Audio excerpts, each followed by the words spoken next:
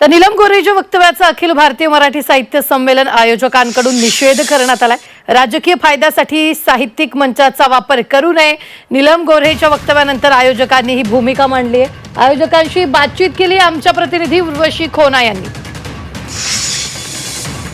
आपल्याबरोबर संजय नाहर सर आहेत, जे आयोजकांमधून पण आहेत। सर, तुमची पहिली प्रतिक्रिया कशा प्रकाराने, कारण की विचारलं जात आहे की साहित्यिक स्टेज होता आणि त्याच्यावर राजनीतिक लोक येऊन ज्या प्रकाराने बोलतात त्याच्यावरती नाही, साहित्यिक स्टेज होता किंवा राजकीय स्टेज होता हा मुद्दा नाही आहे आणि कुणी काय बोलावं याच्याबद्दलही आम्हाला नियंत्रण नाही ठेवता येत। मुद्दा इतकाच आहे की राजकीय आरोप करताना या व्यासपीठाचा वापर टाळता तर बरं होईल, आमची भूमिका आहे। जे काही लोक ॲक्टिव्हिस्ट असतात त्यांना असे सनसनाटी आरोप करून स्वतःला प्रसिद्धी मिळवावीशी वाटतं। मला त्यांच्याकडून ही अपेक्षा नव्हती, माझा त्यांचाही परिचय आहे, पण त्या ज्या पद्धतीने त्यांनी या राजकीय वक्तव्यासाठी साहित्यिक व्यासपीठाचा वापर केला तो कुणालाही मानवणार नाही, देशातल्या महाराष्ट्रातल्या जनतेलाही आवडणार नाही आणि कुणालाच कुठलेही राजकीय लोक यांना जरी साहित्याच्या मंचावर आणलं गेलं तरी त्यांनी स्वतःचं भान ठेवून बोललं पाहिजे।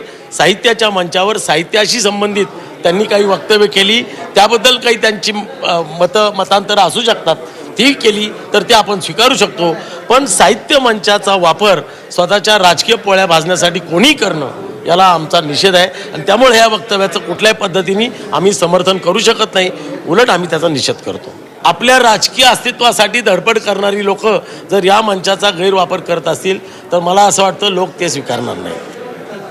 तर हे होते आयोजक जे सांगतात की नीलम गोऱ्हे ज्यांच्या वक्तव्याला त्यांचा निषेध आहे असं त्यांचं सांगणं आहे। पुढे जर्नलिस्ट लेखराज बरोबर मी उर्वशी खोना, झी मीडियासाठी।